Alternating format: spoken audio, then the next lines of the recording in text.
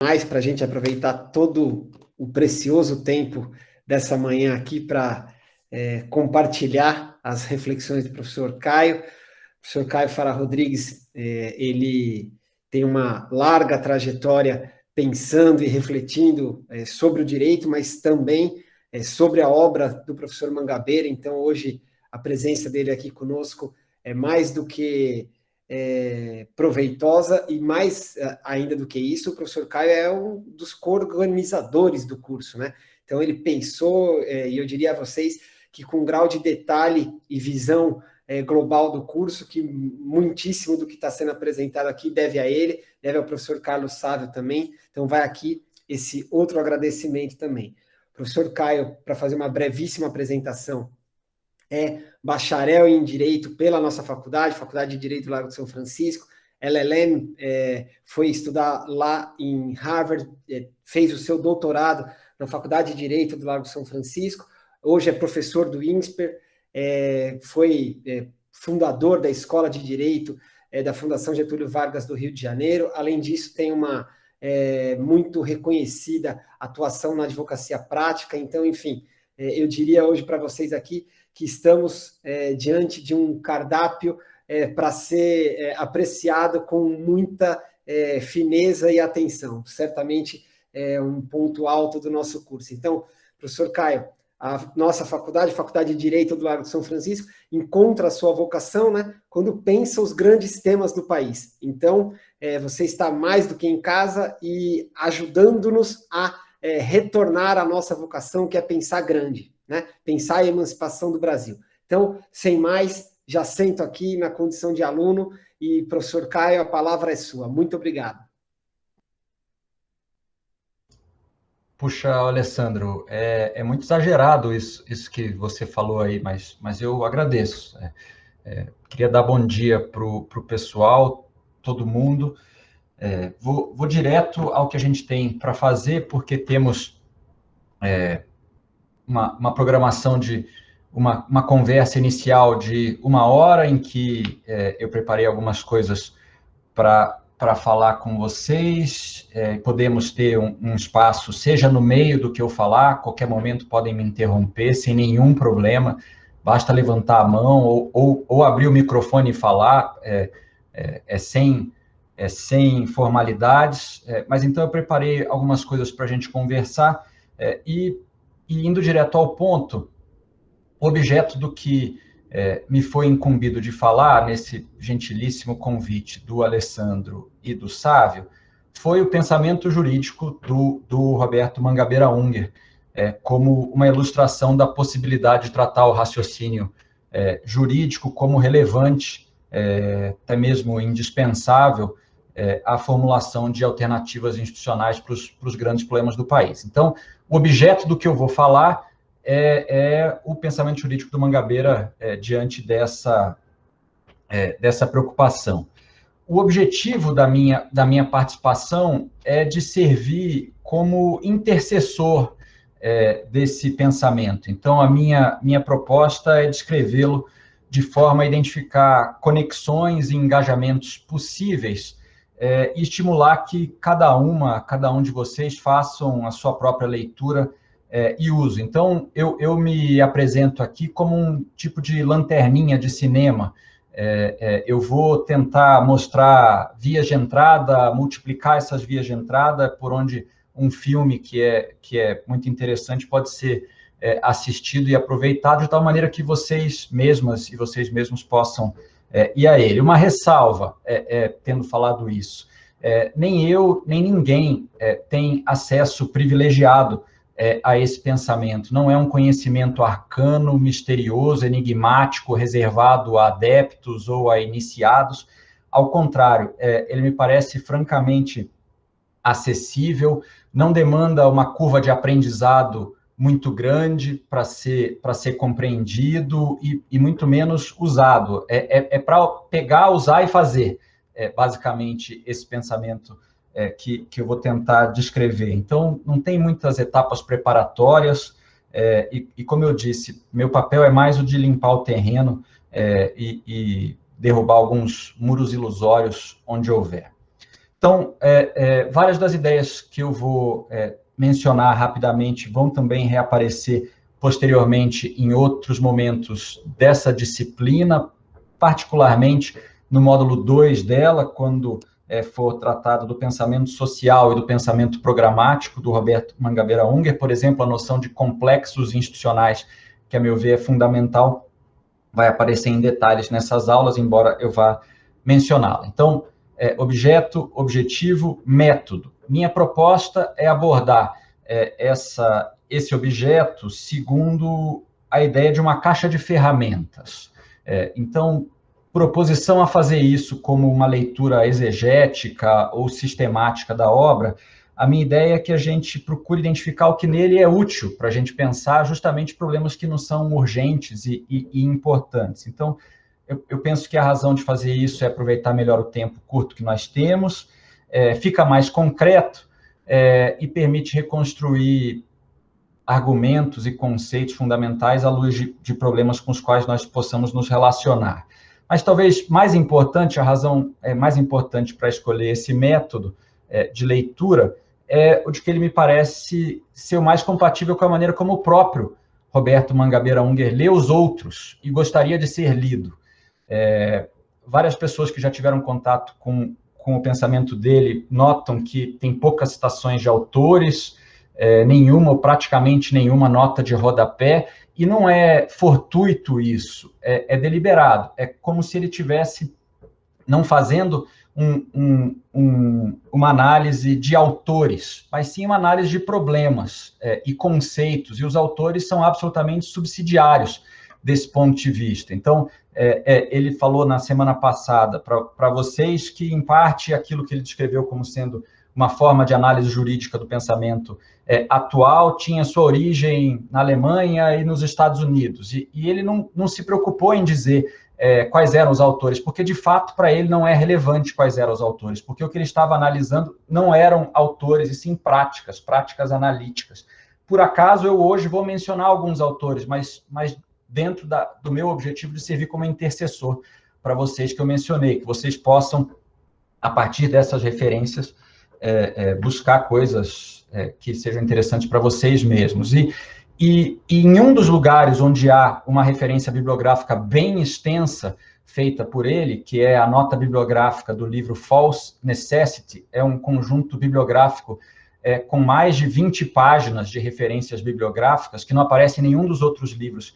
Depois, ele também diz expressamente que aquilo ali é para servir como uma caixa de ferramentas. Então, para esse pensamento que nós vamos discutir hoje, é mais importante o conjunto, o movimento, o impulso, a profusão de ideias, do que a referência particular a determinada escola de pensamento ou alguma ideia específica.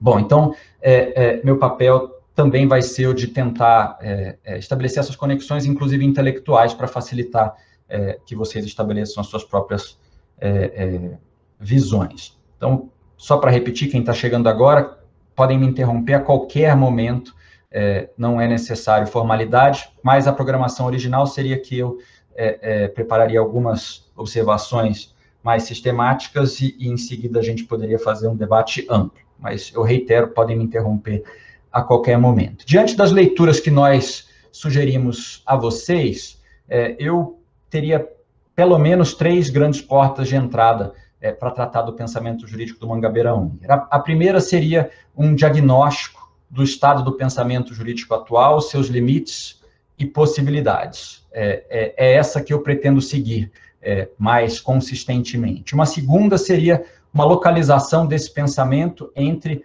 as posições recorrentes na história do pensamento jurídico ocidental. Uma visão mais à distância, vamos dizer assim, da história do pensamento jurídico. Essa eu não seguirei por falta de tempo, mas a gente pode discutir ao final, se alguém quiser, e tiver lido e tiver interesse. E um outro seria discutir algumas das ideias exemplares, vamos chamar assim, que são utilizadas como exemplos do pensamento que ele pretende avançar, uma das quais é a ideia de propriedade, seguindo uma deixa do Sávio, na vez passada, que disse que fez uma observação muito pertinente no sentido de que, para o pensamento jurídico do Roberto Mangabeira Unger, o direito privado é mais central do que o direito público, apesar das aparências. E eu acho que vale a pena a gente tentar aprofundar essa ideia para ter certeza de que a gente a entendeu. Então, ainda antes de entrar por essa porta inicial que eu sugeri, que seria um diagnóstico do estado atual do pensamento jurídico, seus limites e possibilidades, eu queria só fazer uma mera menção da inserção do pensamento jurídico no pensamento do Roberto Mangabeira Unger. Ele trata o pensamento jurídico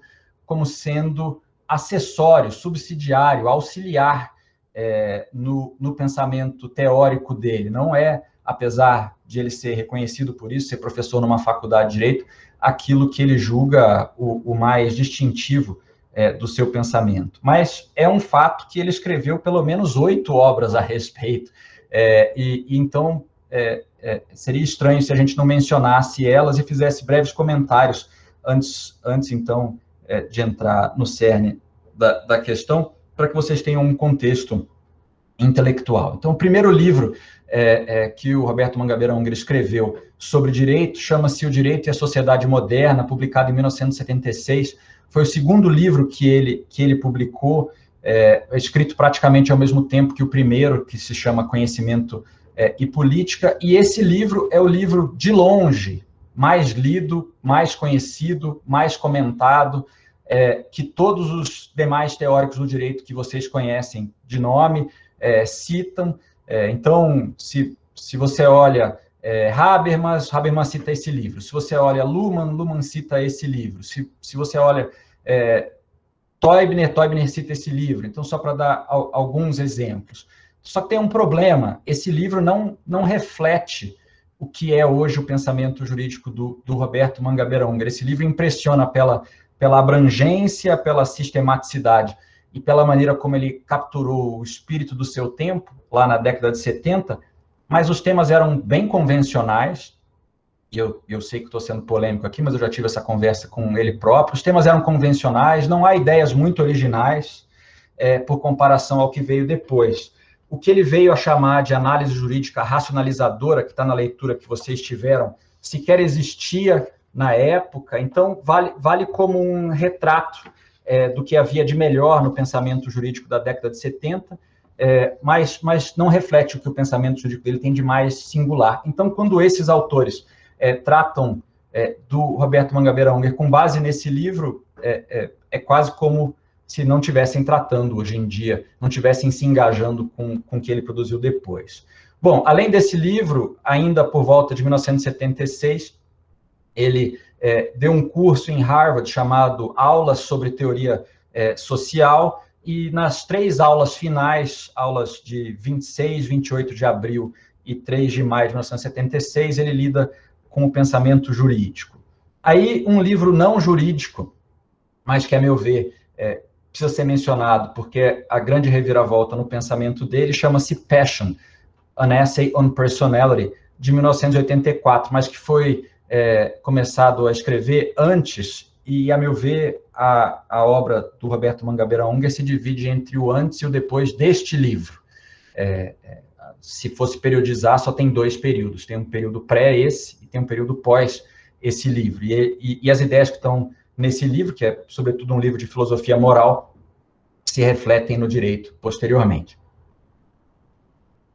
Aí, em 1982, ele deu uma palestra lá em Harvard chamada Critical Legal Studies, que depois se transformou num livro publicado em 1983, que também se tornou canônico como expressão dessa visão, teoria crítica do direito, que teve um papel importante na luta intelectual ali no fim da década de 70, início da década de 80, nas faculdades americanas de elite, mas esse aqui sim já reflete as principais ideias que depois ele veio a desdobrar mais profundamente.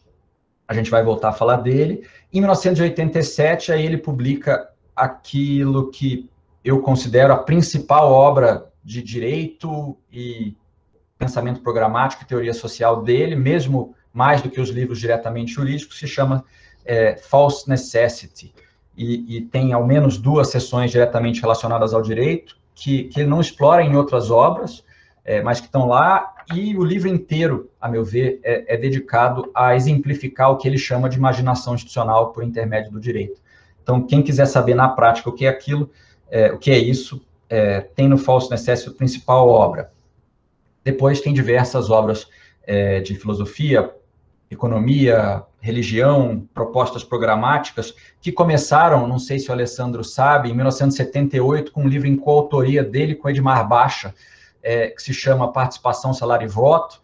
Nesse livro ele tenta, já está começando a pensar em inovações institucionais e está, de certa maneira, influenciado pelos experimentos iugoslavos de autogestão de empresas, então faz propostas nesse sentido. É um livro interessante para conhecer, e teve também no meio do caminho um que ele publicou só no Brasil, chamado Alternativa Transformadora. Aí, em 1996, tem um livro chamado What Should Legal Analysis Become?, que foi traduzido no Brasil com o título de O Direito e o Futuro da Democracia, e em 2002, ele fez um parecer a pedido do Joaquim Falcão, que está muito gentilmente aqui também, para uma nova Faculdade de Direito do Brasil. Então, é um texto sobre ensino jurídico.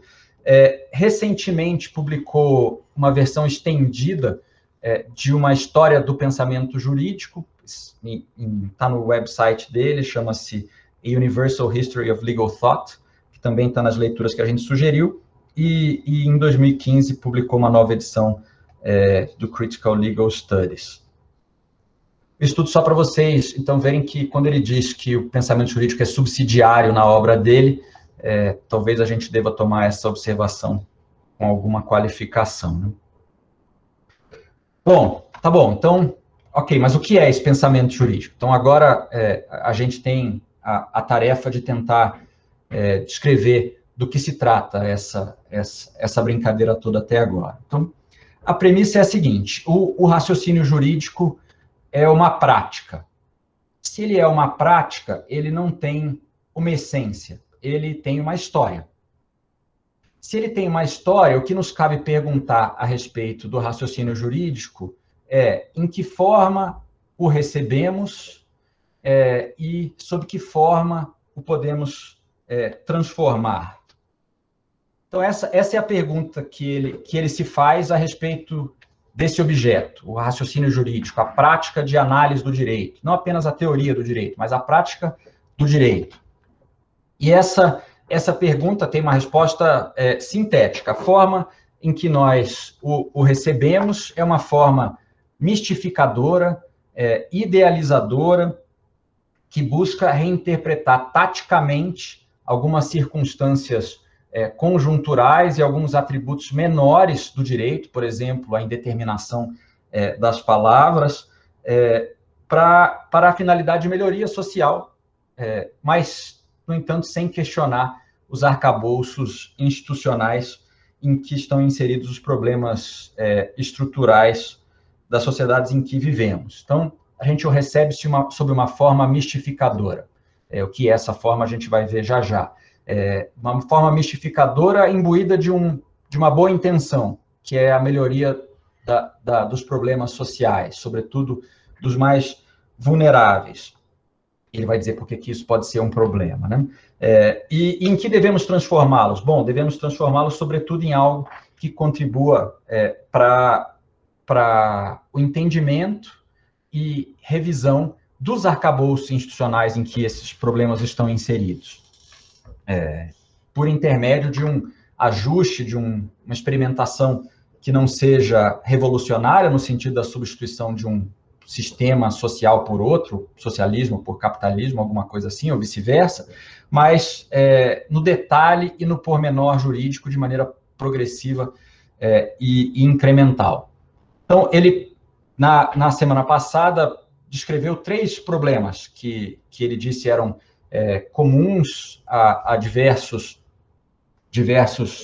sociedades, inclusive sociedades desenvolvidas, e um deles era, por exemplo, a hierarquia produtiva, a divisão da produção econômica entre um setor de vanguarda e um setor de retaguarda, sendo que essa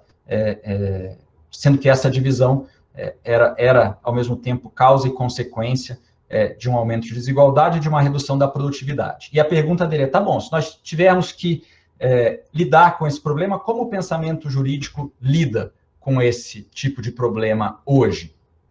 E a resposta que ele dá pressupõe, então, um diagnóstico do estado atual do pensamento jurídico que aparece no texto que a gente sugeriu que vocês lessem e cuja narrativa eu vou seguir agora para ter certeza de que ela é suficientemente clara. Então, a gente começa no início do século XX, basicamente, entre o primeiro e o segundo quartil do século XX, e a ideia principal é de que há, nesse momento, um tema central do pensamento jurídico. E qual é esse tema central? É de que uma ordem política e econômica livre implica combinar direitos de escolha com regras que tornem essa escolha real, efetiva, e não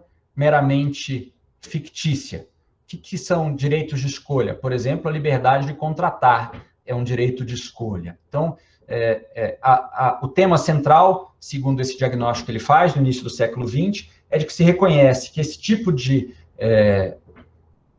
direito de escolha, a liberdade de contratar, na verdade, depende de circunstâncias empíricas para ser efetiva. Por exemplo, pelo reconhecimento da disparidade de poder de barganha, da dependência econômica entre empregados e empregadores, da desorganização de uma parte da sociedade, e segundo ele, então, o mecanismo encontrado para lidar com esse reconhecimento era: retiram-se algumas coisas do âmbito da liberdade de escolha para torná-la mais efetiva. Exemplos disso, para não ficar abstrato, são fáceis de pensar. Então, por exemplo, no direito do trabalho, pensando que o direito do trabalho traduzia também uma relação contratual, que a relação de emprego também poderia ser traduzida sob a forma de uma relação contratual, retira-se do âmbito dessa relação contratual a possibilidade de que certas condições sejam negociadas. A que pretexto? Ao pretexto de justamente compensar, reequilibrar o poder de barganha. Então, há condições que são inegociáveis. Tamanho da jornada, descanso semanal, férias, são todos exemplos desse mecanismo de tirar um pouco do âmbito da escolha para tornar a escolha mais efetiva, porque senão a liberdade de escolha seria, na verdade, meramente simbólica, porque, por exemplo, trabalhadores não teriam condição de efetivamente negociar todas essas condições em pé de igualdade. Mas isso, por exemplo, dentro de um mesmo ramo do direito. Mas há outros exemplos entre ramos do direito. Então, em vez de retirar do âmbito da escolha algumas coisas, vamos construir artificialmente a paridade do poder de barganha. Por exemplo, a organização sindical para fins de negociação coletiva, um ramo do direito que surge ao lado do direito contratual, também pelo mesmo mecanismo. Terceiro, não apenas dentro de um ramo do direito ou entre ramos do direito, mas também regimes jurídicos que coexistam. Por exemplo, a ideia de responsabilidade subjetiva, mas ao mesmo tempo de acidentes por risco do trabalho, por atividades inerentemente perigosas. Todos esses exemplos que vocês podem usar para achar outros. A própria ideia no direito brasileiro, do qual a São Francisco é famosa, a instrumentalidade do processo tem a mesma lógica. Tornar o processo efetivo, de que maneira, e por aí vai. É o mesmo tipo de mecanismo. Até os direitos sociais são vistos como compensações para permitir o gozo efetivo de direitos de escolha. A educação, por exemplo, faz parte dessa ideia como um instrumento para que as pessoas possam participar de relações de mercado. Então, é um entendimento incremental, parece bastante sensato, aliás, exclui posições ideológicas extremas, não é nem socialista, nem um pouco capitalista que faz isso.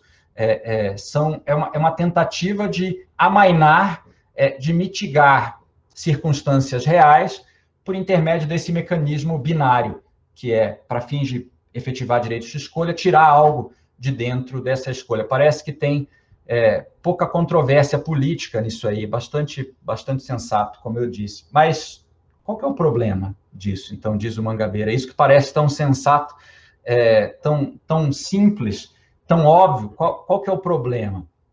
Bom, o problema, segundo ele, é que, levada a sério, essa investigação quanto às condições efetivas para o gozo de direitos não tem uma fronteira pré-definida.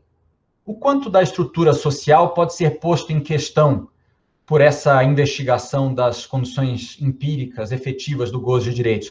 Que parte do arcabouço institucional podem ser redesenhadas? Então, diz ele, o pensamento jurídico, diante dessas perguntas, encontra um limite, encontra um bloqueio. O próximo passo natural seria formular mudanças incrementais nas próprias estruturas institucionais. Só que isso nunca aconteceu. O pensamento jurídico ficou, nas palavras dele, é o título do capítulo, interrompido. Parou no primeiro passo. É a interrupção do pensamento jurídico. Tá bom.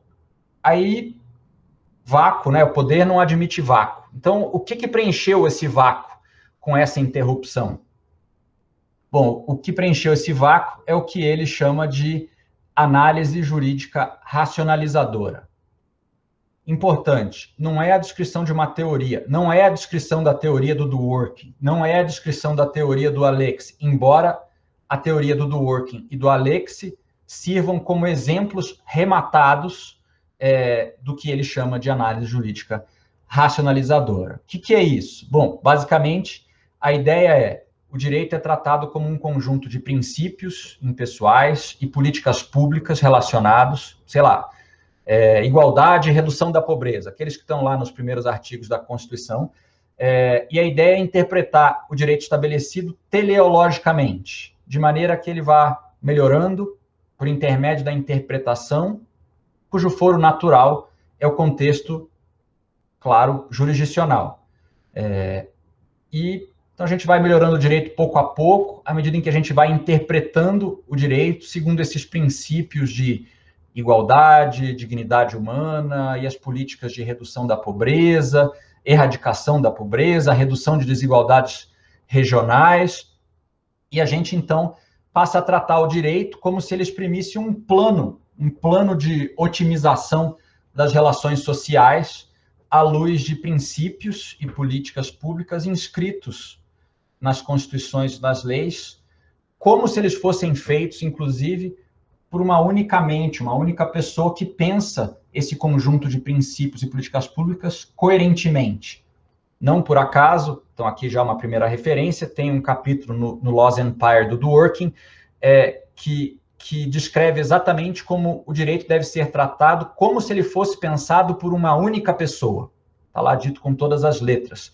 Então, a proposta de pensamento jurídico do Dworkin, como eu disse, reflete isso aqui quase que ipsis literis. Ele diz, Estados Unidos e Alemanha, não se refere apenas ao Dworkin implicitamente, mas aquilo que teve muita influência no pensamento jurídico norte-americano na metade do século XX, que se chamou a Legal Process School. Se alguém tiver interesse, a gente pode falar sobre isso mais tarde, mas era também uma ideia de que o judiciário era o foro privilegiado de discussão dessas grandes questões a partir de um tipo de formulação razoável ou racional do direito. Claro, no Brasil a gente conhece as versões mais vulgares dessas formulações, do tipo neoconstitucionalismo, direito civil constitucional, a tal farra dos princípios, a referência à dignidade humana como sendo a solução para os problemas jurídicos do céu e da terra, esse tipo de coisa. Mas eu acho que precisa ter cuidado. É muito fácil bater nessas versões vulgares. É quase covardia bater nelas. Então, intelectualmente, a gente não deveria gastar muito tempo com isso. Então, é importante não confundir essa crítica sobre a versão mais sofisticada dessas coisas com, sei lá, o reconhecimento da evidente desdiferenciação entre o direito e o circo que a gente vê cotidianamente no judiciário, né? Então, mas voltem a pensar de novo, então tira essa versão vulgar que a gente tem normalmente na cabeça, a farra dos princípios, a dignidade humana valendo para tudo, e vamos voltar na versão mais interessante, na versão mais útil da descrição do que seja análise jurídica racionalizadora. Ela responde de maneira muito intuitiva a problemas reais, sobretudo para profissionais do direito. O que pode ser mais legítimo, mais importante, mais realista do que usar os princípios inscritos no próprio direito estabelecido para ir avançando o projeto de assegurar condições para o gozo efetivo de direitos? O que é mais intuitivo do que isso? É difícil imaginar uma alternativa a isso. Se quer conceber que possa haver uma alternativa a isso, é difícil. Então, é justamente em razão desse ponto cego que o Mangabeira escreve o livro. O livro é para evidenciar o ponto cego e propor uma alternativa. É difícil, por isso que eu queria que vocês compartilhassem esse sentimento de que o que ele está chamando de análise jurídica racionalizadora não é um alvo fácil, é um alvo difícil, é um alvo com justificativa, com intuição por trás. Bom, a pergunta dele é, ok, mas qual o limite desse pensamento? Então, no limite, a gente vai identificar quatro grandes, segundo esse livro, quatro grandes bases que fundamentam essa ideia e que ele considera limitada. Bom, em síntese, só para adiantar a resposta, o que parece a ele é de que há uma linha dentro, uma linha implícita nesse pensamento, uma linha, inclusive, política implícita dentro desse pensamento, que tem uma pretensão reformadora, mas interrompe essa pretensão num ponto arbitrário. Há um juízo de viabilidade política, do que seria possível fazer por intermédio da política. E já que não dá para fazer mais por intermédio da política, vamos fazer o que dá. E o que dá para profissionais do direito é o judiciário. Nós temos quase que um monopólio de um poder da República, porque o preenchimento dos cargos decisórios desse poder da República depende de uma formação específica que é nossa. Bom, então, se a gente tem algo importante para fazer, que a gente vê que não está sendo feito pela política usual, por que não fazer por intermédio, então, desse poder aquilo que a gente acha importante fazer? Segundo Mangabeira, isso é uma confusão entre uma justificação normativa e uma estratégia prática. O pensamento jurídico vira o instrumento de uma tática de reinterpretação do direito. A gente faz o que dá para fazer porque é isso que dá para fazer. Então, ninguém de fato acredita que o direito, que no fundo resulta de conflitos políticos e tensões muito profundas e fortes, é de fato uma aproximação a um plano ideal de organização social como se tivesse sido concebido por uma única pessoa que quer otimizar as relações. Mas, ao mesmo tempo, essa compreensão ajuda, porque ela permite fazer alguma coisa, que é, ao mesmo tempo, como eu disse, realista e importante. Bom, então, para poder identificar os problemas com isso, a gente precisa ser mais profundo. E ele propõe que essa prática analítica tem quatro grandes raízes, então, como eu disse.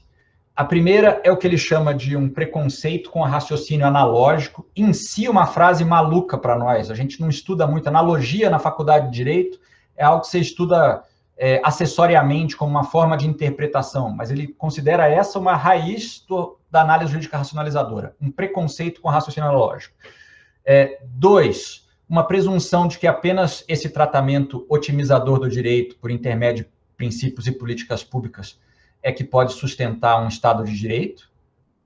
3, uma premissa política implícita, que ele chama de reformismo progressista e pessimista. E 4, uma obsessão com o contexto jurisdicional.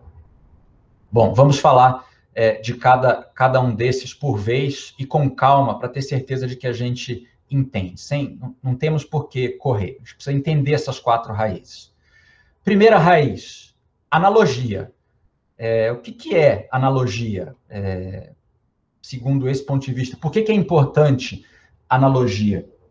Bom, analogia, segundo o que ele está tentando descrever, é um método de aplicação, de interpretação do direito, segundo o qual você toma os casos que seriam paradigmáticos para a solução de determinada controvérsia jurídica diante de certos enunciados normativos, e você verifica se aqueles casos paradigmáticos são semelhantes ou diferentes em aspectos relevantes ao caso que está em questão. Sei lá, vou dar um exemplo. Elvanger, caso Elvanger, aquele caso do editor de livros de conteúdo racista, que foi...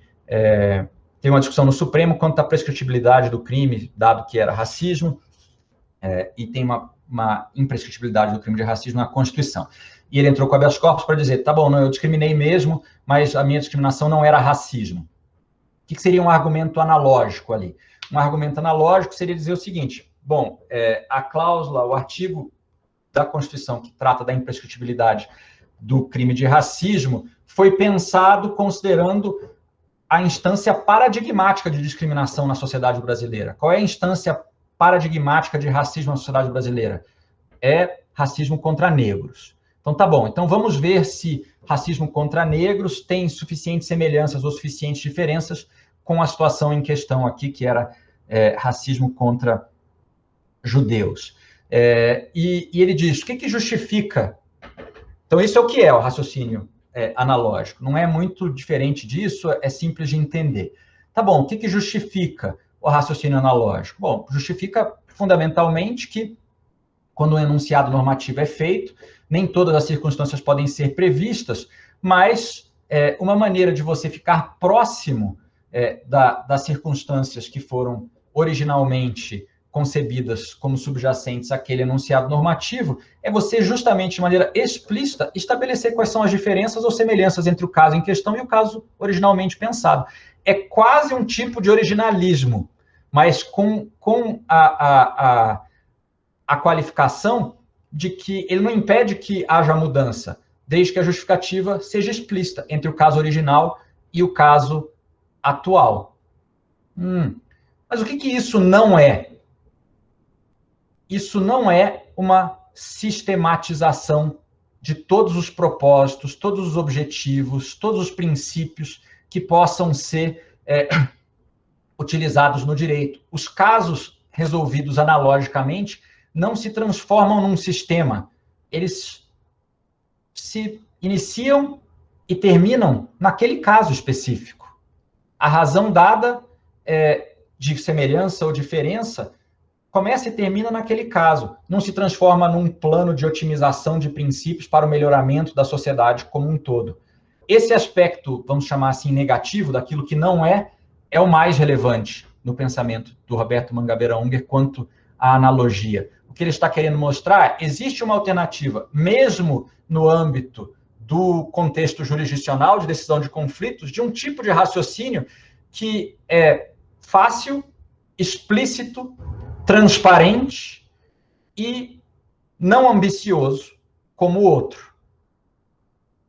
E ele dá até um argumento histórico, que foi vigente na maior parte da história do pensamento jurídico ocidental.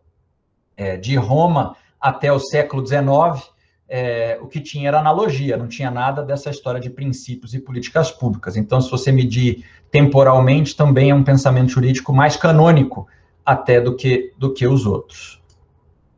Mas aí vai para o segundo ponto. Mas será que um conjunto de raciocínios jurídicos baseado em analogia seria suficiente para sustentar um regime de direitos no Estado de Direito? Puxa, o Estado de Direito não pode ser baseado em raciocínios analógicos, a cada vez faz um raciocínio analógico, vê se é comparável, se não é. A gente precisa de um sistema de defesa desses direitos. E a gente precisa de um discurso sistematizante, que busque atribuir uma lógica ao sistema como um todo. Não necessariamente de uma vez, mas cada vez que toma uma decisão, a gente tem que parecer que a gente está mais próximo de atingir aqueles princípios, de satisfazer aquelas políticas. Então, diz o Mangabeira, essa é uma presunção Mas, poxa, é uma presunção, como eu já disse, intuitiva. Basta olhar lá, olha lá, o artigo 1º, 3º, 5º, 6º da Constituição. Então, há um ônus de a gente argumentar contra essa presunção, porque é razoavelmente simples dizer que a função do direito é dar sentido concreto a esses valores constitucionalmente consagrados. A rigor, é como se a tarefa do jurista, diante desses textos, que existem na Constituição brasileira, mas em outros também, a tarefa é maximizar a convivência entre esses princípios e políticas, de novo, como num plano de ordenação da vida social que seja o mais coerente possível. Tá bom, ótimo, vamos maximizar. Mas como? Aqui só tem uma resposta que a análise jurídica racionalizadora dá. Ela só consegue otimizar por intermédio da aplicação do direito no contexto jurisdicional. O raciocínio jurídico desse tipo tem o juiz como seu destinatário, seu interlocutor principal. Olha, note que princípios também são normas. Olha, note que quando tal princípio colidir com tal princípio, eles prevalecem da seguinte forma, e até uma fórmula matemática para ajudar a fazer isso. Olha, políticas públicas de erradicação da pobreza podem ser usadas como parte do conteúdo da função social da propriedade. Vamos dizer aqui qual é a função social da propriedade.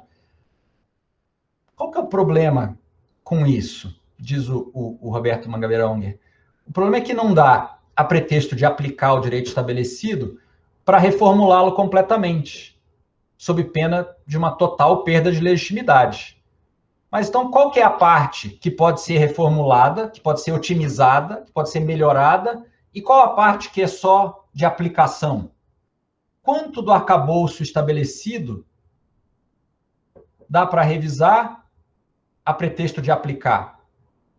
Há uma linha móvel, uma ambiguidade entre aplicação e revisão do que é o direito, segundo essa concepção. Então, vejam, só para facilitar, a noção de princípio do Alex, está aqui no Teoria dos Direitos Fundamentais, página 90, na tradução do Virgílio.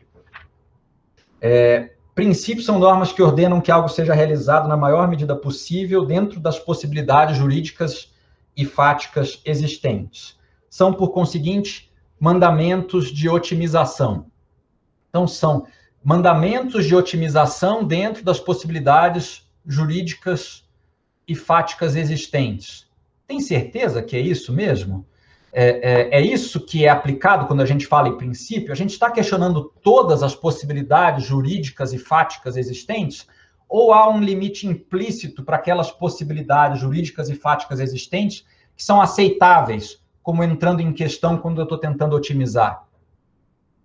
Quando o jurista, o profissional do direito, se vale de princípios, ele está se referindo apenas a um subconjunto dessas possibilidades. Aquele subconjunto está disponível no contexto jurisdicional. Só esse subconjunto. Então, a formulação é ampla, mas essa formulação ela é enganosa. E ela não é enganosa porque o Alex está tentando enganar ninguém. Ela é enganosa porque o Alex tem o mesmo ponto cego que o Mangabeira está tentando identificar. Ele só consegue reconhecer possibilidades jurídicas e fáticas dentro do contexto jurisdicional de otimização de princípios em decisões judiciais. Bom, de novo, qual que é o problema com isso? O problema não está na indeterminação das palavras, que as palavras são vagas, ambíguas, conceitos abertos, blá, blá, blá. O problema é que o raciocínio jurídico que trata o direito como princípios e políticas públicas a ser concretizado e avançado num plano coerente de melhoramento social não é transparente quanto aos limites a que ele está sujeito. Esses limites são implícitos. E, por outro lado, ele é muito mais ambicioso do que o raciocínio analógico. Então, por comparação, o raciocínio analógico é, ao mesmo tempo, mais transparente. Toda vez você tem que explicitar exatamente o que está fazendo com que você considere um caso novo semelhante ou diferente de um caso antigo. Mas, além de ser mais transparente, ele é menos ambicioso. Eu não estou querendo reformar, muito menos por intermédio do contexto jurisdicional. Até quero reformar, mas de outro jeito.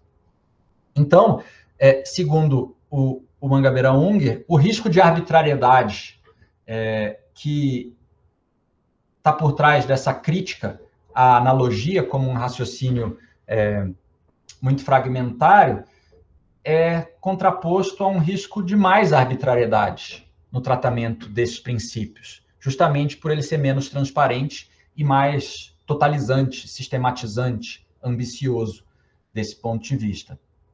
Então, do ponto de vista do desenvolvimento do pensamento jurídico, enquanto fica todo mundo olhando para o contexto jurisdicional, desenvolvendo teses para isso, o princípio também é norma, como é que faz quando colide, função social do direito, a gente deixa de fazer o que mais interessaria, que é dar realidade concreta a esses valores por intermédio de inovações institucionais.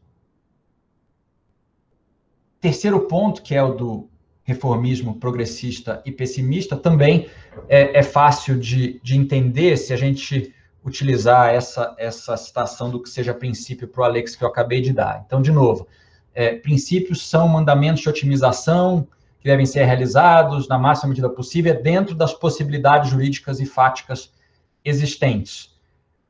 Mas há uma premissa implícita quanto à viabilidade política das alternativas. Então, de novo, a gente faz o que pode via o judiciário, que é um trabalho importante dos juristas, de melhoramento social. Mas pensa num daqueles problemas estruturais que Mangabeira mencionou, a educação. O que a gente pode fazer a respeito desse problema se as ferramentas de que a gente dispõe são aquelas da análise jurídica racionalizadora? Digamos que a gente chegasse à conclusão, sei lá, por um estudo empírico, que a medida mais eficaz para melhorar a educação no contexto do país fosse a proibição do ensino privado. Por exemplo. Por que isso? Por hipótese, estamos falando por hipótese. Por quê? Para que daí a classe média tivesse interesse que a educação pública fosse de qualidade, né? Porque ela seria obrigada a cursar a educação pública. Essa hipótese que parece absurda se discute na Inglaterra cotidianamente, né? Vamos ou não vamos manter escolas privadas, ou vamos manter escolas privadas só para um tipo de denominação religiosa, alguma coisa assim. Mas esse tipo de ideia daria para a gente interpretar o princípio da igualdade em conjunto com a ideia de direito à educação e dizer, tá bom, por decisão judicial, decidimos agora, ponderando os princípios da igualdade e o direito à educação, que está proibida a escola privada. É evidente que não dá. É evidente que não daria para fazer isso. Mas não daria. Todo mundo reconhece que não daria. Mas é jurídica e faticamente possível, não é? Não é juridicamente possível fazer isso? Só não é possível para quem tem um limite implícito na cabeça. Um limite que só cabe dentro de um contexto jurisdicional. O contexto do judiciário. Esse limite de que não dá para fazer via política. Só dá para fazer o que dá para fazer dentro do judiciário. Mas essa é uma premissa opcional. E a ideia, a conclusão do Mangabeira é de que essa é uma premissa que ocorre a pessoas que têm uma versão da social-democracia, que optou por não questionar arcabouços institucionais importantes como sendo o horizonte da política. Por fim, o contexto jurisdicional como sendo a quarta base, então, dessa análise jurídica racionalizadora. Tem um trecho na página 137, vou ler da tradução do What Should Legal Analysis Become? Aliás, vocês sabem, vocês viram que esse livro foi traduzido pelo Márcio e por mim, mas eu recomendo fortemente que todos que possam leiam no original, 10 vezes melhor, tá? Mas eu vou ler na tradução aqui para facilitar, até para pronúncia macarrônica não ficar aí no ridículo do inglês, tá?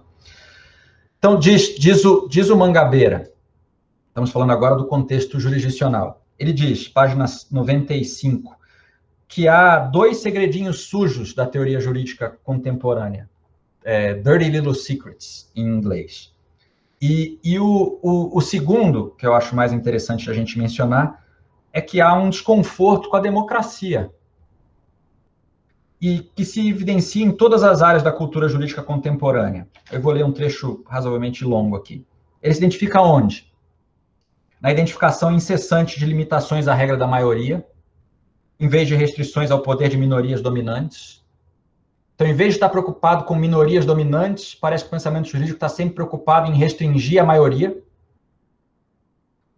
na consequente hipertrofia de práticas e estruturas contrárias à regra da maioria, na oposição a toda reforma institucional, principalmente aquelas concebidas para elevar o nível de engajamento político popular, na identificação de direitos de propriedade com direitos de divergência, no esforço por obter de juízes, sob o pretexto de aperfeiçoar a interpretação, os avanços que a política popular não consegue produzir, no abandono da reconstrução institucional a momentos raros e mágicos de recriação nacional, e na atenção concentrada em juízes e no seu processo de seleção, juízes de cortes superiores, no Supremo, por exemplo, como se a grande questão do direito fosse quem é o próximo ministro do Supremo, como se isso fosse mais importante do que a política democrática, e num ideal de democracia deliberativa que torna mais aceitável quanto mais próximo fica, em estilo de uma conversa cortês entre cavaleiros numa sala de visitas do século XVIII. E no tratamento explícito da política partidária como uma fonte subsidiária e derradeira de evolução jurídica. Esse é um trecho que ficou famoso na teoria porque um outro teórico do direito americano, o Waldron, citou esse trecho como sendo a grande contribuição do Mangabeira para a teoria do direito, foi essa ideia de que é um dirty little secret, de que os juristas não apreciam a democracia. O pensamento jurídico, sob esse ponto de vista, então, no fundo, é contra-majoritário, e ele exprime uma via privilegiada dos profissionais do direito no contexto jurisdicional. Como eu disse, tem um poder da República que só é acessível por quem é bacharel. Então, já que a gente tem alguma coisa que a gente considera importante para fazer, vamos fazer por ali. Mas, por todas as razões que a gente já viu, o Mangabeira considera isso muito limitado.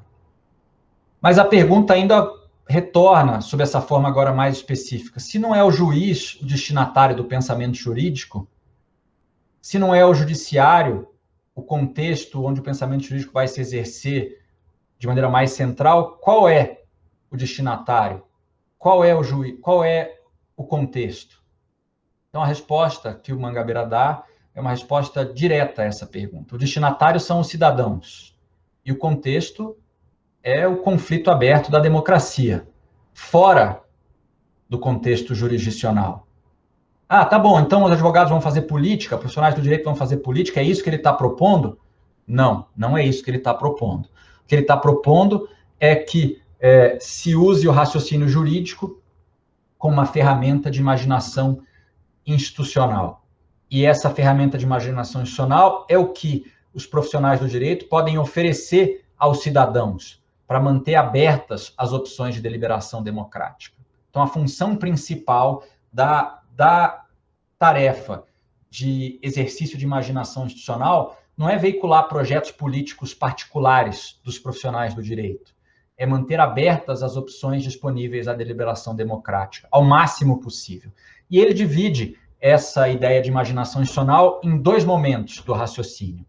O que um profissional do direito que quisesse fazer isso deveria fazer?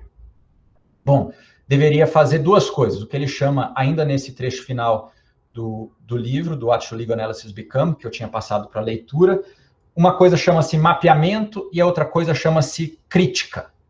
O que é isso, mapeamento e crítica? Como é que isso se opõe ao pensamento jurídico racionalizador? Bom, mapeamento é identificar as relações entre regras e procedimentos, de um lado, instituições e práticas, de um lado, e, do outro lado, interesses e ideais que informam essas regras e instituições. Identificar soluções dominantes e soluções anômalas no direito. Identificar constelações, agregados, complexos de regras e procedimentos associados a interesses ideais que tenham influência predominante sobre certas áreas da vida em sociedade e de seus elementos constituintes. Então, para dar um exemplo que a gente pode, se o tempo permitir, aprofundar já. Pega as regras aplicáveis à propriedade. Então, as regras aplicáveis à propriedade. Quais são os interesses ideais que informam essas regras? Não interesses inconfessos, de má-fé, ao contrário, interesses legítimos. Quais são os interesses legítimos que informam a ideia de propriedade? Pense nas regras específicas de direito de propriedade. Essas regras são ou não são compatíveis com esses interesses? elas podem ser parcial ou totalmente compatíveis. Praticamente nunca são totalmente compatíveis, são parcialmente compatíveis. Tá bom, então quais são as soluções dominantes e quais são as soluções anômalas? Vamos identificar essas soluções anômalas e verificar se as anômalas não são mais compatíveis com as outras partes dos interesses ideais que são associados àquela ideia. E aí, a gente faz o que ele chama de crítica. Então, uma vez mapeadas as relações entre interesses ideais de um lado e práticas e instituições do outro, vamos para a crítica. A crítica é a exploração da tensão entre essas duas coisas, da tensão entre regras e procedimentos e interesses ideais. E explorar as soluções anômalas como pontos de partida para mudanças possíveis. E desmembrar parte por parte, pedaço a pedaço, essas constelações, esses complexos de regras, procedimentos e instituições que parecem associados numa determinada área da sociedade, e mostrar como esses pedaços poderiam ser desmembrados e recombinados à luz dos mesmos interesses ideais, e não de interesses ideais exógenos ou externos. Isso que é fazer mapeamento e crítica. Como eu disse no início, não demanda prática nem tampouco habilidade especializadas ou arcanas ou misteriosas. É possível fazer isso com qualquer componente do direito estabelecido. Propriedade, contratos, regulação, família. É possível fazer isso em qualquer conjunto agregado de regras aplicável a determinado domínio. E, de novo, quem é o destinatário do resultado, do produto dessa tarefa intelectual? O que o juiz podia fazer com isso que eu acabei de falar? Nada. O juiz não tem o que fazer com isso. O juiz não pode pegar essa crítica quanto à tensão entre regras e procedimentos e fazer alguma coisa com isso. De novo, destinatários são os cidadãos, e o papel do especialista jurídico não é dizer qual é a concepção de justiça ou mesmo de direito que deveria ser adotado. É simplesmente intensificar esse trabalho de mapeamento e crítica de maneira a abrir e manter aberto o espaço de busca de alternativas. Bom, só uma referência intelectual, essa relação que o Mangabeira Unger chama de, por 3 nomes diferentes, uma relação dialética ou interna ou endógena entre, de um lado, instituições e práticas e, de outro, interesses e ideais, tem um ponto canônico na filosofia contemporânea, que era a relação entre fins e meios, de John Dewey, um pragmatista americano. Então, se vocês, quem tiver interesse por estudar filosoficamente essa relação, encontra na relação entre fins e meios de Dewey. Para terminar, o exemplo da propriedade, então, que eu prometi, para que a gente tenha clareza, como fazer mapeamento e crítica em relação a uma ideia exemplar, pelo menos concreta. Isso não aparece desenvolvido da maneira como eu vou fazer agora no livro, então é uma extrapolação. Eu não digo que ele subscreveria 100% a isso, mas eu acho que é suficientemente próximo para servir como ilustração. Então, vamos tratar da ideia de direito de propriedade. O que é fazer mapeamento e crítica em relação a isso? A ideia de direito de propriedade parece ter problemas descritivos e normativos. Então, o que eu vou falar agora não tem nada a ver com a ideia de função social da propriedade, tá? Que, sob esse ponto de vista da análise de mapeamento e crítica, é muito empobrecedora e justamente ilustra a operação da análise jurídica racionalizadora que impede que esse raciocínio que eu vou fazer pudesse ser feito. Um parênteses aqui, o próprio Fábio Conder Comparato, na proposta de Constituição que ele apresentou ao PT, dizia que a ideia de função social da propriedade era uma extrapolação forçada de algo inexistente. Então, tá bom. Então, ele propunha lá uma outra organização do direito de propriedade, que é o que resulta dessa análise aqui. Então, mapeamento. Para fazer o mapeamento, a gente precisa se perguntar quais são os interesses, quais são os ideais que estão associados à ideia de direito de propriedade. Bom, aí é fácil, né? A ideia de descentralização de poder, a ideia de descentralização da decisão econômica, a ideia de autonomia, a ideia de liberdade, a ideia de ausência de sujeição. Exemplo típico, minha casa, né? É inviolável, dentro da minha casa eu faço o que eu quiser. posso excluir quem eu quiser, sem precisar sequer justificar. Eu não preciso dar justificativa. Eu não recebo pessoas de uma religião X na minha casa. Eu não preciso justificar isso. Bom, o que justifica que a propriedade sirva para isso? Justifica a ideia de autonomia, de liberdade, de poder decisório, inclusive arbitrário, dentro de uma certa esfera de ação. Bom, essa concepção, que é também intuitiva, direito de propriedade, ela tem alguns atributos, né? Ela pressupõe uma relação intuitiva entre uma pessoa e um objeto, né? Aquilo que é meu, aquilo que é teu. Ela abstrai em relação aos objetos possíveis e os contextos em que eles são utilizados. Parece que essa mesma ideia vale para qualquer tipo de bem, vale para uma casa, minha residência, vale para uma fazenda, vale para um restaurante, vale para o poder de controle de uma sociedade anônima, do qual eu posso ser titular e, portanto, proprietário. Parece que há uma certa homogeneidade por trás dessa ideia. E ele evoca uma imagem de uma esfera de ação protegida, de que eu tenho um espaço de independência e livre exercício de vontade, dentro do qual o Estado e terceiros não podem intervir, salvo excepcionalmente, por exemplo, quando houver alguma questão de bem coletivo em jogo. Então, isso pressupõe, claro, uma superposição entre o direito de propriedade e a vontade do proprietário, o que significa que toda regra que retira do proprietário uma escolha sobre o uso, fruição, disposição da propriedade é considerada uma restrição ou limite. Mesmo a função social é considerada uma restrição ou limite a um direito que é presumido como, em regra, legitimamente privado. Mas, como eu disse, essa concepção, ela tem, se a gente está fazendo um mapeamento a sério, a gente identifica nela problemas que são descritivos, ela não descreve o que é o direito de propriedade adequadamente, e problemas normativos. Ela impede que a gente pense ou conceba variações às normas existentes a respeito de propriedade. Então, pensa para ficar bem concreto.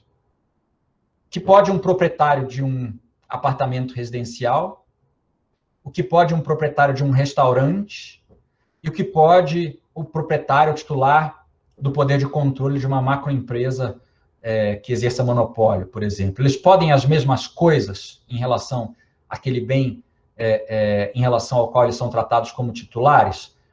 O dono de um restaurante pode excluir as pessoas do mesmo jeito que eu posso excluir as pessoas que vão na minha casa?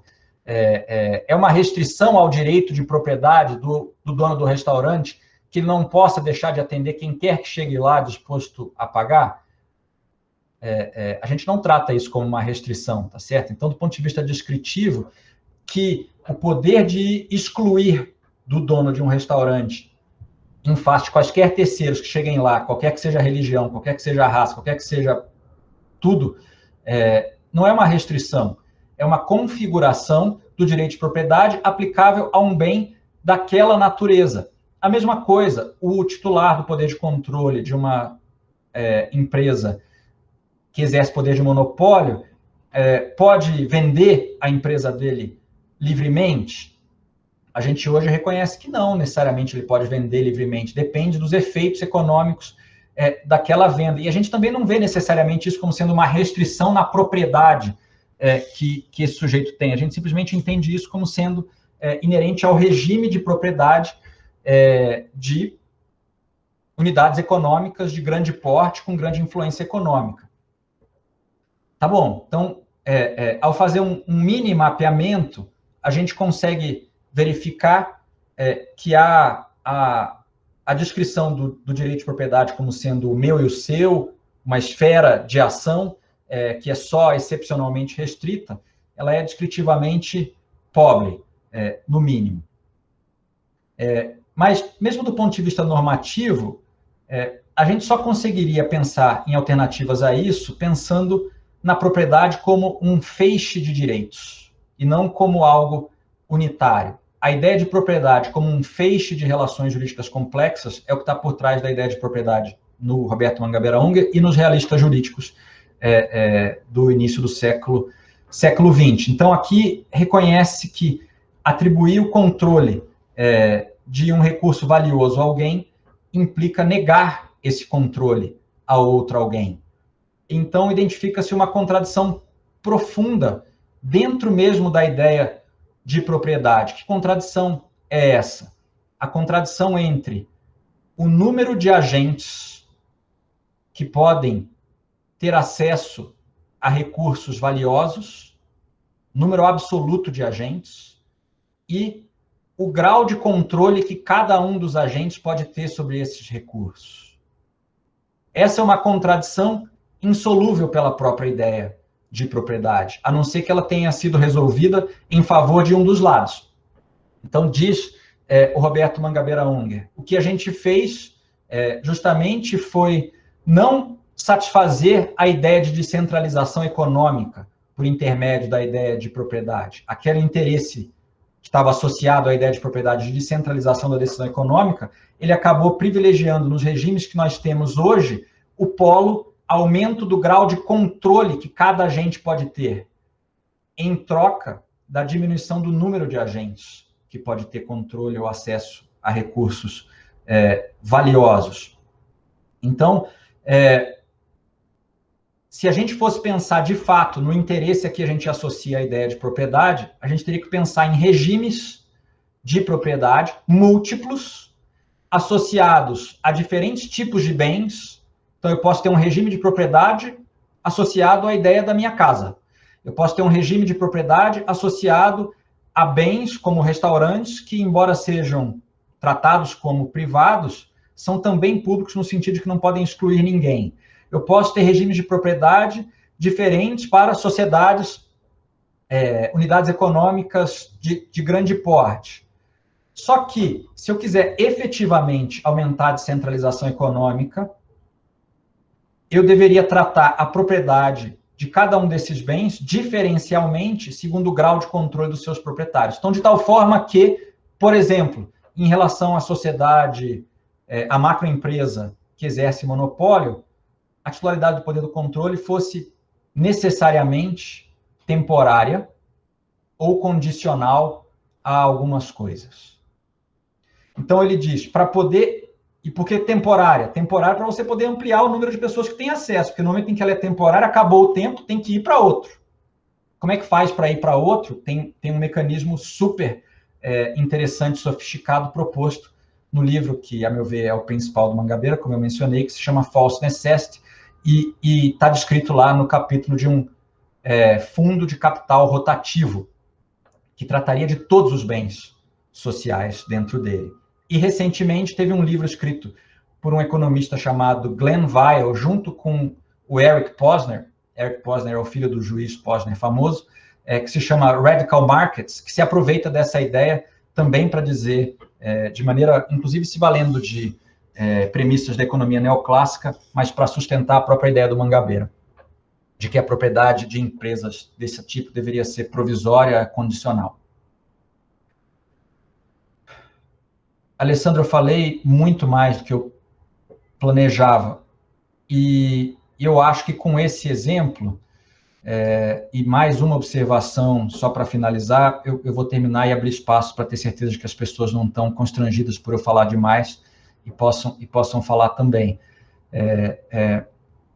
O que eu queria dizer para finalizar é que esse é um pensamento jurídico que propõe uma alternativa ao que é o pensamento jurídico dominante. E como a gente viu nas perguntas que foram feitas ao Mangabeira na aula passada, ele estimula, ele gera perguntas, sede, dúvidas. É como se todo mundo tivesse muito interessado em saber o que pode ser isso. Mas tem um mistério a ser resolvido. Por que as palavras de alguém que está tentando fazer isso não encontram eco nenhum, ou quase nenhum? Encontram, às vezes, reações negativas, né? Uma experiência que vários de nós que lidamos com essas ideias já devem ter vivenciado. Se a gente discute uma ideia sem dizer que ela é do Roberto Mangabeira Unger, todo mundo parece estar adorando. Puxa, essa ideia é ótima. Aí você diz que ela é de autoria do Roberto Mangabeira Unger e todo mundo rechaça, sai de perto. Não, se é do Roberto Mangabeira Unger, não é boa. Mas o mistério maior não é esse do rechaço. É porque que esse pensamento é tão estimulante. Pode até discordar dele, mas ele está procurando uma via. Eu, no caso, acho estimulante, acho que é útil. mas ele encontra tão pouca ressonância. Então, é indiferença, é rechaço, é uma situação dura. Pensa na situação dele próprio. No melhor cenário, quem gosta ainda pergunta para ele, suas ideias são ótimas, mas e na prática, como é que faz? Como se as ideias já não tivessem sido pensadas para resolver problemas práticos como elas são. Eu acho que pedir para ele dizer exatamente como fazer tudo é pedir demais. Ele não pode materializar essas ideias ex nihilo. Só o conflito político pode. E o mundo é organizado para se reproduzir, e a tendência geral é acomodar as mudanças dentro do caminho de menor resistência. Então, qualquer caminho de mais alta resistência dificulta. Então, o problema do ir na prática, se a gente considera essas ferramentas que ele deu úteis para a gente pensar, não é dele mais. A solução desse mistério não é ele que tem que dar. Somos nós, se a gente quiser, é claro. Professor Caio, muito obrigado. Tenho certeza que a nossa audiência aqui não só sorveu, mas certamente agora você estaria sendo aplaudido lá na nossa sala de aula. Então, quero agradecer seu empenho e a sua qualidade aqui conosco.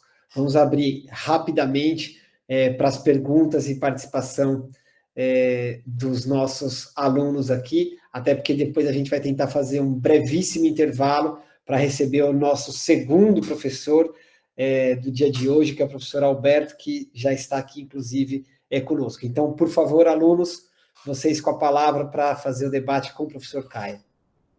Luiz Felipe já se inscreveu, eu vou seguir no chat, tá? Quem quiser, escreve o nome ali e a gente vai por ali. Luiz Felipe, por favor. Professor, primeiramente, obrigado pela... Alô, não me ouve? Alô? Consegue me ouvir, professor? Sim. Professor, eu acho que está desligado o seu microfone. Tá certo? Ok. Sim, ouvimos. Ok. Bom, minha dúvida toca exatamente nesse último ponto, professor, sobre a resistência, né? Porque lendo o Mangabeira, ainda li pouco, mas lendo o Mangabeira e ouvindo as exposições sobre as ideias dele, eu penso muito justamente sobre esse muro ideológico, né? Sobre essa barreira, sobre esse problema que existe. E eu entendo que isso é um tanto... essa constatação, né, da realidade, e que certamente Mangabeira, ao longo do seu trabalho, da sua vida, constata e constatou, eu vejo uma contradição entre essa realidade e o repúdio que o Mangabeira faz a uma ruptura da ordem vigente para a instauração de uma nova ordem, né, que é a proposta marxista, né? Então, por que eu vejo essa contradição? Porque eu não vejo como, né, que aí entra nesse ponto do como, né, superar essa barreira ideológica que parece tão intransponível sem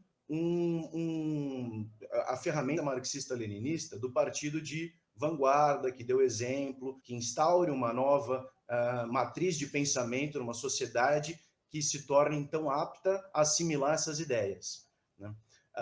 Com a questão da ditadura do proletariado, que faria frente à ditadura vigente hoje da burguesia, né? Não simplesmente na ideia de centralização de poder e ser totalitário, mas justamente para instaurar essa nova ordem, né? Então, esse elo da implementação que eu ainda não consegui captar no Mangabeira. Então, se o senhor puder dar uma luz quanto a isso, eu agradeceria bastante. Obrigado.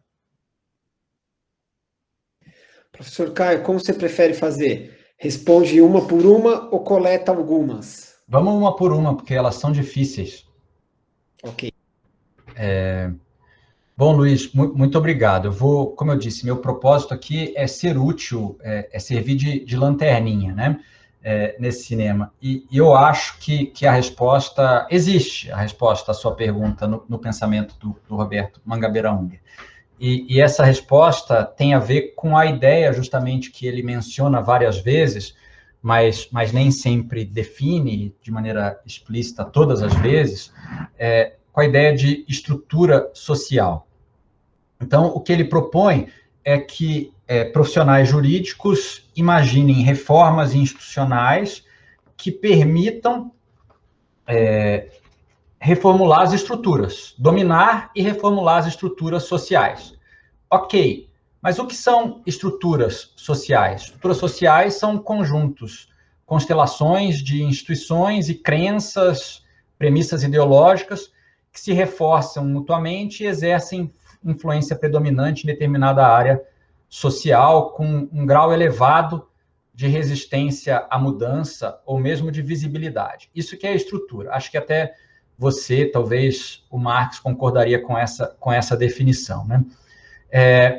Então, vamos dizer assim, que num outro vocabulário, o vocabulário do Marx, o que ele chama de estrutura seria o que o Marx chamava de modo de produção. Só que modo de produção está restrito à ideia de economia, né? Mas vamos dizer assim que, no âmbito da economia, o que ele chama de estrutura seria o que o Marx chama de modo de produção, mas com uma qualificação, desde que você expurgasse da ideia de modo de produção 3 ilusões que o Mangabeira identifica dentro da ideia de modo de produção. Então, ele considera que o Marx achou um objeto que o resto das ciências do pensamento social não tinha achado.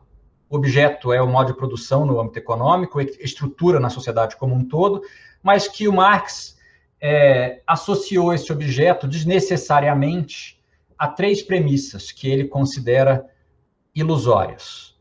Primeira premissa, que ele chama de premissa tipológica, é a ideia de que há uma lista fechada de tipos sociais. Socialismo, capitalismo, feudalismo, comunismo, como se essa lista fosse... Os tipos são esses, não tem outros tipos. Então, a primeira premissa é uma premissa tipológica. A segunda premissa é uma premissa da indivisibilidade. É de que esses tipos seriam unitários, indivisíveis. Não há meio capitalismo, meio socialismo. Ou eles estão inteiros, ou eles ascendem inteiros, ou eles decaem inteiros. Eles são indivisíveis desse ponto de vista.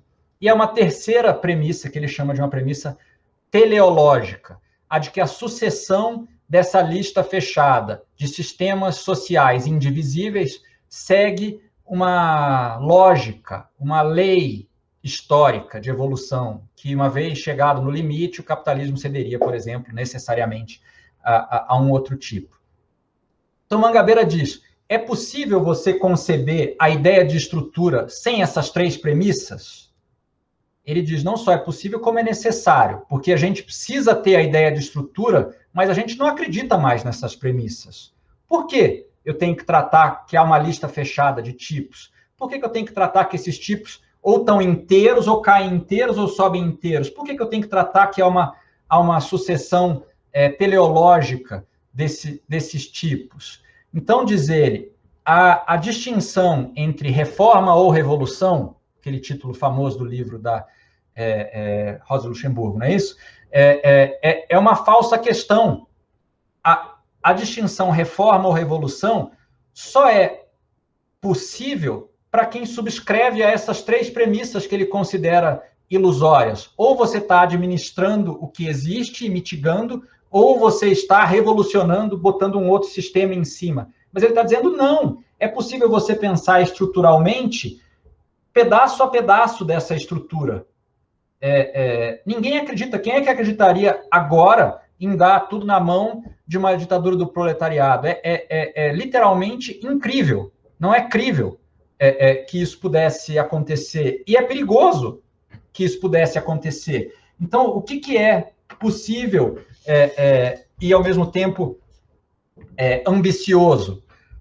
É a gente pegar essas estruturas, entendê-las por dentro, sobretudo por intermédio do nosso conhecimento jurídico, e a partir das situações anômalas que a gente encontra dentro delas, imaginar pontos de partida para mudanças.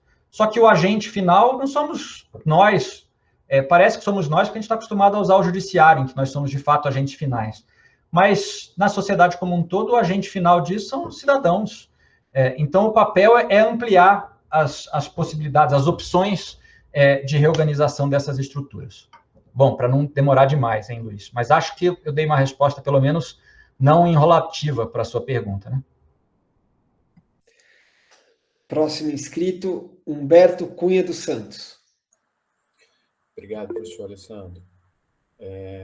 Professor Caio, eu compartilho da percepção do senhor de que as ideias do professor Mangabeira, quando se dá a atribuição à fonte, causa lá uma certa ojeriza, né? Algum desconforto. Isso também, eu acho que esse curso tenta, de algum modo, desconstruir, né? Porque, enfim, acredito que, se não todos, a grande parte aqui dos alunos estão interessados e têm o apetite genuíno de compreender melhor o pensamento e no que ele pode ser, de fato, aplicável, né? Acho que na sua fala ficou muito clara a questão sobre a funcionalidade do direito, e eu acho que ali tem um poço enorme ali para que a gente possa se apropriar desse referencial, que é muito mais rico, a meu ver, do que essa atribuição de predominância ao judiciário, essa questão que fica muito na dependência do intérprete, né, de um intérprete favorecido, que é justamente, em última instância, um ministro, um membro do judiciário, e não a sociedade como um todo, e a construção de todos esses arranjos institucionais. Eu vejo esse ponto muito forte no pensamento, mas vejo também algumas dificuldades muito grandes aí na implementação, e a minha preocupação é muito mais nisso, viu, professor? Não é aquela ideia do estranhamento. Eu cheguei a fazer uma pergunta para o professor Mangabeira no encontro, ele foi muito, muito educado, muito gentil ao responder, colocando que na prática, depois ele explicando que na prática, ele se propôs quando, pelo menos eu interpretei assim, né, que ele se propôs quando saiu lá da couraça, né, da proteção da academia, e foi fazer parte do governo. Porque aí, de fato, você apanha, né, você entra numa arena real de disputa, e é tudo muito difícil, mesmo num governo com convicções, né, com ideais mais à esquerda. E meu ponto é justamente esse, assim, tem alguns trechos do pensamento do professor Mangabeira que são tão idealizados, assim, a meu sentir, e aqui, de novo, o professor Sávio fez uma afirmação muito provocativa na fala dele, falou, olha, o Mangabeira não é idealizador, né? Ele é mais prático, idealizador é Habermas, fez uma brincadeira nesse sentido, mas, assim, por exemplo, a ideia da política de alta energia, né? Você trabalhar com um contexto em que os atores estão tão vocacionados e, de fato, preocupados com a democracia, com a abertura institucional para todos, sabe, isso me parece algo tão distante, sendo muito franco, tão difícil de conceber e administrar.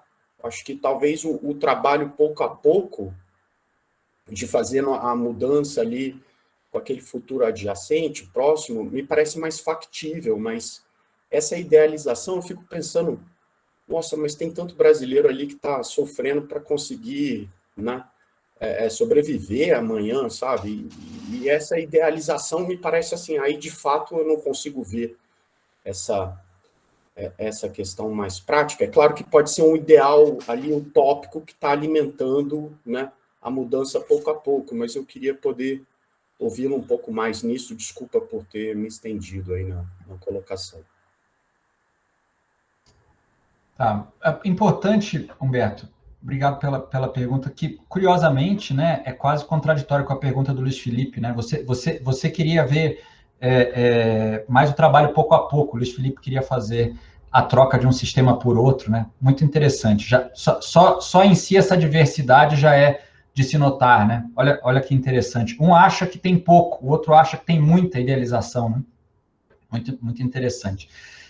Mas a primeira observação que eu faria é importante não confundir o pensamento do Mangabeira com uma tomada de posição entre ativismo ou não ativismo judicial. Isso é uma parte, de fato, muito subsidiária, muito acessória do pensamento ali, porque a pessoa que, por exemplo, critica o ativismo poderia subscrever aos mesmos argumentos, né? Mas não necessariamente ela concorda com o que você faz na ausência daquilo. E justamente o diferencial do Mangabeira não está em criticar o judiciário ou o ativismo do judiciário, está em propor alguma coisa que venha no lugar daquilo, que não necessariamente os críticos do ativismo propõem também. Então, essa seria uma primeira observação. Então, não é que ele está tomando posição nesse debate como algo prioritário, até está, mas é acessório. A segunda, sobre a idealização. Eu acho que de novo, eu não sou porta-voz do Mangabeira, né, Humberto? Então, eu estou aqui, de novo, como lanterninha, tentando ajudar. Eu acho que a resposta seria: você desmerece o papel dos arranjos institucionais naquilo que você está chamando de realidade. Então, o nível de engajamento dos cidadãos numa determinada democracia não é resultado apenas da sua condição natural. Ele é resultado também do conjunto de arranjos que organiza a política democrática. Então, na medida em que esse conjunto de arranjos seja revisado parte a parte, pouco a pouco, como você disse, expressões que são dele também, né? Piecemeal,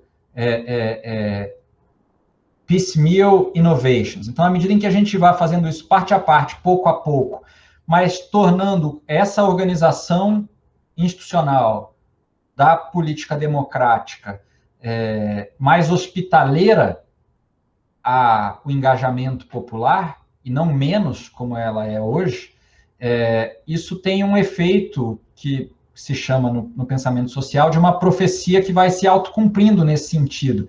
Como é que você pode esperar engajamento numa situação institucional que justamente foi feita para desenergizar esse engajamento?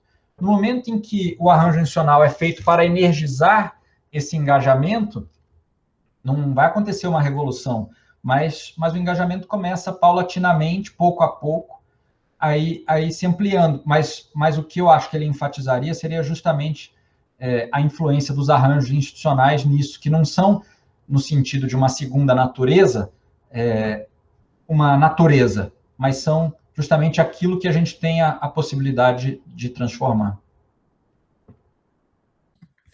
Professor Caio, acho que a gente vai para uma última pergunta que está aqui, que foi escrita porque o Juliano Gonçalves falou que não está com um sinal bom. Então, ele pede para ser lida. O que é a ideia de plasticidade em Mangabeira Unger e em que obra ela é mais detidamente trabalhada?